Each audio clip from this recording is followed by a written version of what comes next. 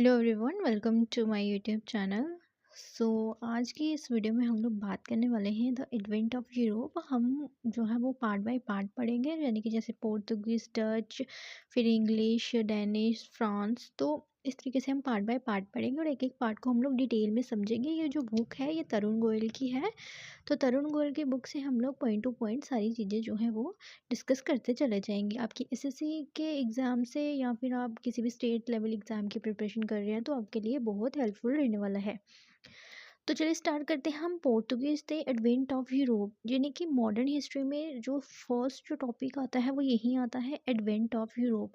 यानी कि जो जो यूरोपियंस का जो एडवेंट था इंडिया में, यानी कि इनकी जो पावर इंडिया में ये कैसे आई, ये कैसे अपना राज करने लगी, इंग्लिश कैसे आए, कैसे ये इतने सालों तक टिके रहे और कैसे इनका डिक्लाइन हुआ, सारा हम डिटेल में पार्ट बाय पार्ट करेंगे।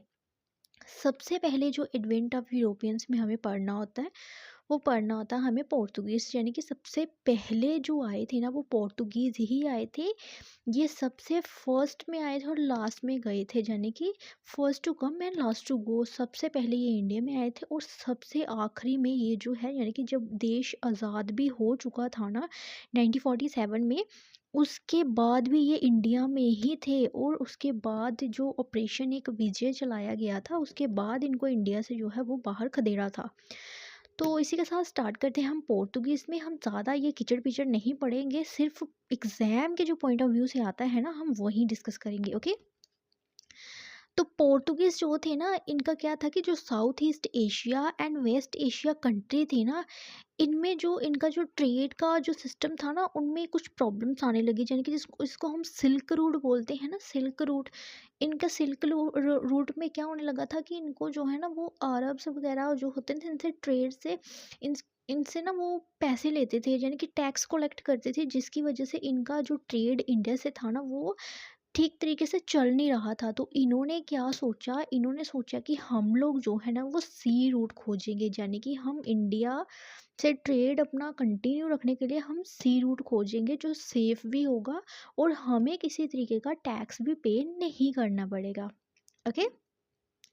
तो फर्स्ट जो होता है वो प्रिंस हेनरी, ये एक नेविगेटर होता है, जाने कि ये जो शिप को शुरू करता है, यानी कि शिप के ज़रिए हम लोग जो है वो जाएंगे। और सबसे पहला जो आदमी होता है ना जो यूरोप से इंडिया की ओर सी रूट की खोज करने निकलता है वो निकलता है बार्थोलोमियो डायज। यानी कि आप इसे बार्थोलोमियो डायज, आप इसे डायज भी बोल सकते हैं। बल्कि स्पेलिंग बहुत ही ऊटपटांग सा है, आप इसे सिंपल डायज से याद रख सकते हैं। कि ये जो है ना सबसे पहले निकला था वहाँ से, पोर्तुगीज़ से, यूरोप से और इंडिया आने का। और इसने क्या खोज लिया था, इसने खोजा था the Cape of Good Hope. इसे पहले केप ऑफ स्टॉर्म्स के नाम से जानते थे, यानी कि वहाँ पे बहुत सारे तूफान वगैरह होते थे। लेकिन बाद में इसका नाम जो है वो चेंज करके रख दिया केप ऑफ गुड होप।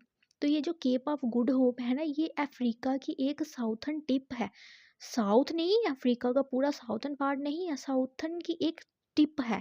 तो उसको इसने जो है वो बार्थोलोमेव डायज ने खोज निकाला था। और यहाँ से ये ना ये लौट गया था, आगे इंडिया तक नहीं आया था। इसी इसी को खोज करके ये वापस लौट गया था, क्योंकि इसने कहा कि पता नहीं हम खोज पाएंगे या नहीं, और ये थक भी गया था और ये वापस जो है वो लौट गया था।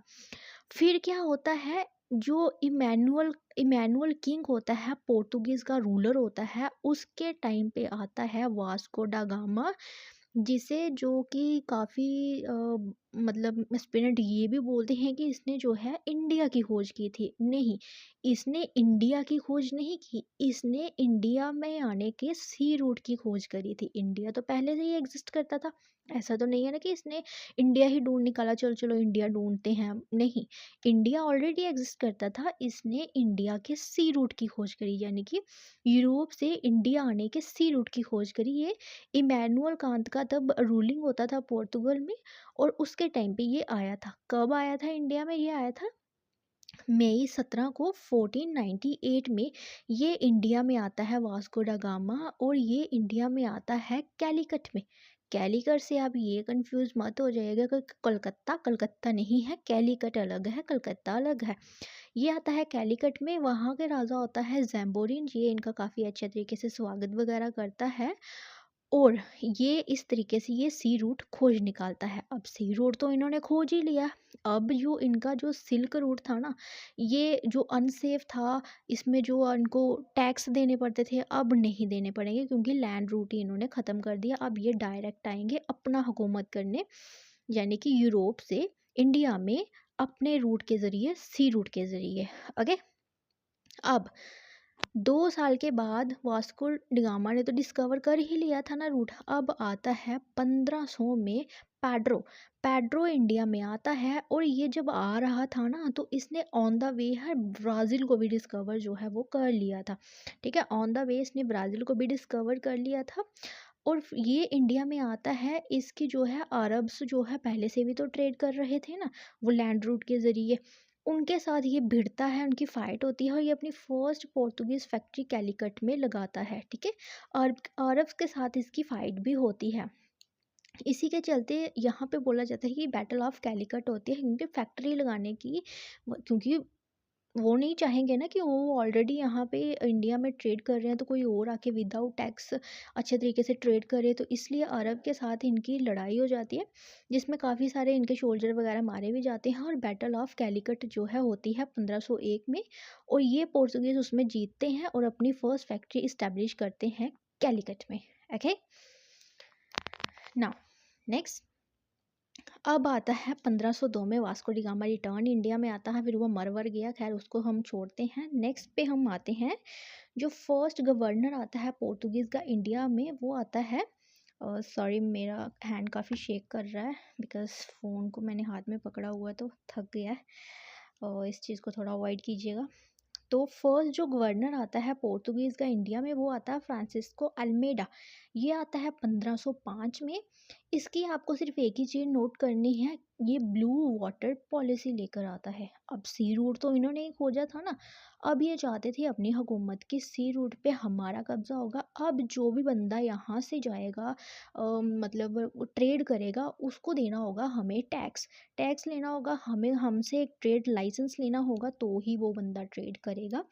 ये लेके आता है blue water policy. Is the most important point, आपको ये याद रखना है। ये ब्लू वाटर पॉलिसी लेके आता है फ्रांसिस्को अल्मेडा, जो कि फर्स्ट गवर्नर है पोर्तुगीज़ का इंडिया में। Okay, now next. नेक्स्ट आता है अल्फांसो द अल्बुकर्क। ये आता है 1509 में, और इसके रिलेटेड आपको काफ़ी पॉइंट्स याद रखने हैं, क्योंकि रियल जो फाउंडर है ना पोर्तुगीज़ कॉलोनी एम्पायर का, वो इसे ही बोला जाता है।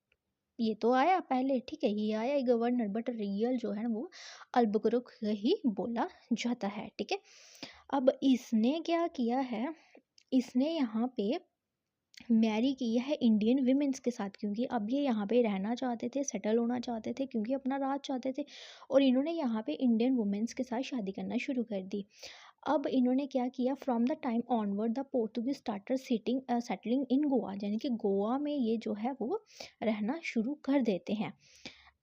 इन्होंने ही जो यहाँ पे जो अल्फांसो द अल्बुकर्क है, इसने क्या किया था, अबॉलिश की थी सती प्रथा को। ठीक है, प्रॉपर तरीके से नहीं की, मतलब एक ट्राई किया उसने, यहाँ पे प्रैक्टिस की सती को अबॉलिश करने की।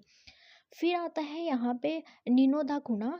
इसने क्या किया था, इसके रिलेटेड दो ही पॉइंट याद रखनी है। फर्स्ट, इसके रिलेटेड हमें याद रखना है कि इसने जो है ना कैपिटल शिफ्ट कर दी थी कोचीन से गोवा में 1530 में, और एक्वायर किया था दीव और दमन को। ठीक है, पहले इनकी कैपिटल कोचीन में थी, इसने गोवा में शिफ्ट कर दी, और दमन और दीव को इसने जो है वो एक्वायर कर लिया था। अब यहाँ पे इसके अल्बुकर्क के रिलेटेड एक बात और याद रखना कि इसने गोवा को 1509 में ये आ रहा है, उसी के अगले साल इसने गोवा को कैप्चर कर लिया था। ठीक है, तो ये कुछ पॉइंट्स हैं याद रखने के।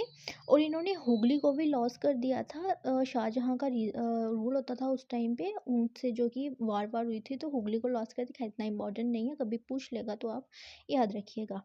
फिर जो है पोर्तुगीज़ का एक इम्पॉर्टेंट पॉइंट ये है कि इसने बॉम्बे को ना डाउरी में दे दिया था। किनको दिया था, इंग्लिश को दिया था। पोर्तुगीज़ की जो एक सिस्टर थी, उसका नाम था कैथरीन, उसकी मैरिज हुई थी चार्ल्स सेकंड के साथ इंग्लैंड में। तो वो जो पोर्तुगीज़ ने बॉम्बे था, उनको इंग्लैंड को जो है वो डाउरी में दे दिया था। वाह, दहेज हो तो ऐसा हो भाई। नाउ नेक्स्ट बात करते हैं, अब इनका जो डिक्लाइन है ना, वो डिक्लाइन कैसे होता है कि ये ना, अब ये इंडिया में आए तो थे मतलब ट्रेड करने, बट धीरे धीरे ना ये चाहते थे कि हमारा रूल ही हो जाए। तो एक मार्टिन अल्फांसो दा सूजा होता है जो 1542 से 1545 तक जो रहता है, ये क्या करता है, अपने साथ लेके आता है एक सैंट को, जो ये बहुत इंपॉर्टेंट है। इंडिया में जो फर्स्ट फास्टर आया था ना, उसका नाम था सेंट फ्रांसिस जेवियर। ये बहुत इंपॉर्टेंट है, क्वेश्चन पूछा जा सकता है कि फर्स्ट सेंट जो इंडिया में आया था उसका नाम क्या था। वो पोर्तुगीज था और उसका नाम था फ्रांसिस जेवियर, ठीक है। इसको अपने साथ लेके आता है और ये क्या करते हैं कि इनका जो बिहेवियर होता है ना, ये बहुत ही मतलब घटिया किस्म का होने लगता है। ये ज़बरदस्ती जो इंडियंस हैं ना, उनको क्रिश्चियनिटी में प्रमोट करते थे, उनको क्रिश्चियनिटी में ज़बरदस्ती बोलते थे कि अपना धर्म बदलो, क्रिश्चियनिटी में आ जाओ। तो इस तरीके का भी जो इनका डिक्लाइन था, ये भी बहुत बड़ा कारण रहता है। और यहाँ पे इसमें सिर्फ यही इम्पोर्टेंट जो है वो याद रखने वाला है। और यहाँ पे याद रखें कि पोर्तुगीज़ ने इंडिया में क्या क्या जो है वो इंट्रोड्यूस किया। तो इन्होंने इंट्रोड्यूस किया था मेज़, तंबाकू, chilli, potato, pineapple, papaya, cashews cultivation इन्होंने ही यहाँ पे इंट्रोड्यूस किया था। और इम्पॉर्टेंट पॉइंट लर्न करने वाला कि इन्होंने also first printing press in India में, यानी कि गोवा में 1556 में फर्स्ट प्रिंटिंग प्रेस जो है वो इंट्रोड्यूस यहाँ पे करी थी। और इनका एक बैटल ऑफ सावल्ली भी होता है, तो उसमें भी ये डिक्लाइन हो जाते हैं। खैर वो हम नेक्स्ट पार्ट में देखेंगे। तो आज का ये वीडियो आपको कैसा लगा कमेंट सेक्शन में ज़रूर बताइएगा, और ऐसे ही इंफॉर्मेटिव वीडियोस के लिए चैनल को सब्सक्राइब कर दीजिएगा। मिलते हैं नेक्स्ट वीडियो में, तब तक के लिए बाय बाय।